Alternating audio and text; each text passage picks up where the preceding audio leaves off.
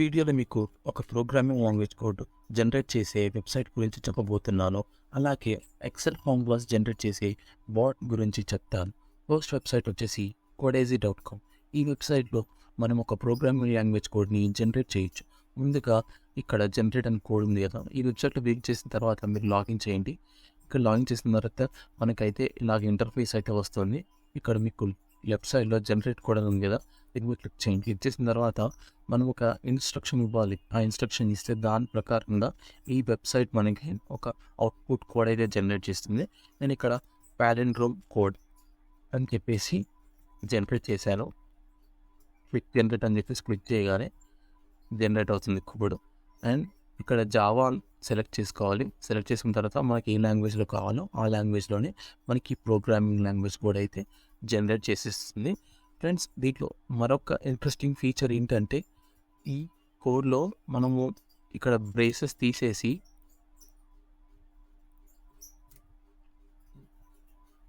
ఈ బ్రేసెస్లో నుంచి సెమికాలన్స్ కూడా తీసేసి ప్రోగ్రామింగ్ లాంగ్వేజ్ కోడ్ నుంచి మనం ఇది రన్ చేస్తే మనకి ఎర్రర్స్ వస్తుంది. ఎందుకంటే మనం సెమికోలన్స్ తీసేసాం, బ్రేసెస్ తీసేసాం కదా.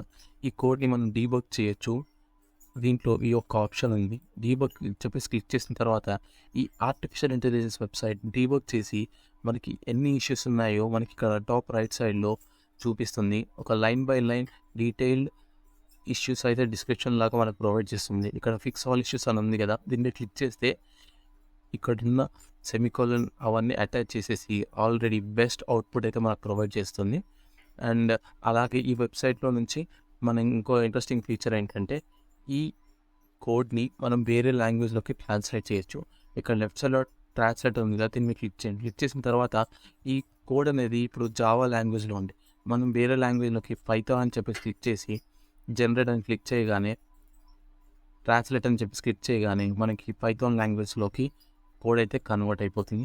ఫ్రెండ్స్, ఈ వెబ్సైట్ వచ్చేసి ఫ్రీ అయితే కాదు. దీంట్లో మనం లాగిన్ చేసుకున్నప్పుడు ఒక 50 క్రెడిట్స్ ఇస్తారు. ఇక్కడ చూసుకున్నట్టయితే మీకు 50 క్రెడిట్స్ అయితే ఉంటుంది. తర్వాత మనం దీనికి పే చేయాల్సి ఉంటుంది. It's not at all free. And ఏదైనా మనకి ఇంపార్టెంట్ కోడ్ కానీ ఏదైనా ప్రాజెక్ట్ కోడ్లో యూజ్ అవుతుంది అనుకుంటే మనం ఈ వెబ్సైట్ని ట్రై చేయొచ్చు. అలాగే ఈ వెబ్సైట్ యొక్క అనదర్ ఫీచర్ వచ్చేసి documentation. Line by line document చేసి మనకు ప్రొవైడ్ చేస్తుంది ఈ వెబ్సైట్లో. అనదర్ వెబ్సైట్ వచ్చేసి excelformulabot.com. ఈ excelformulabot.comలో మనం లాగిన్ చేసిన తర్వాత మనకైతే ఇంటర్ఫేస్ ఎలా ఉంటుంది. ఈ ఇంటర్ఫేస్లో టాప్ వెబ్సైట్ చూసుకున్నట్టయితే formulas, basic task, scripts, rejects, SQL ఉంది కదా. ఈ ఎస్క్యూఎల్ దాన్ని క్లిక్ చేసిన తర్వాత ఆల్రెడీ నేను యొక్క ఇన్పుట్ అయితే ఇచ్చాను.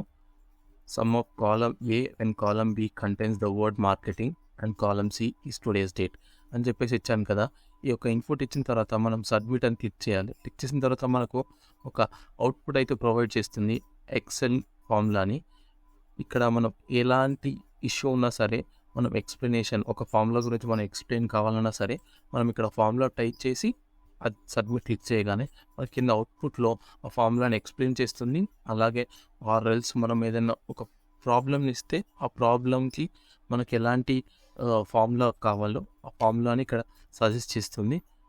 ఈ excelformulabot.comలో మీకు ఈ ఫీచర్ అయితే అవైలబుల్గా ఉంటుంది. ఫ్రెండ్స్, మీకు కనుక ఈ వీడియో నచ్చినట్టయితే లైక్ చేయండి, షేర్ చేయండి. Thank you for watching.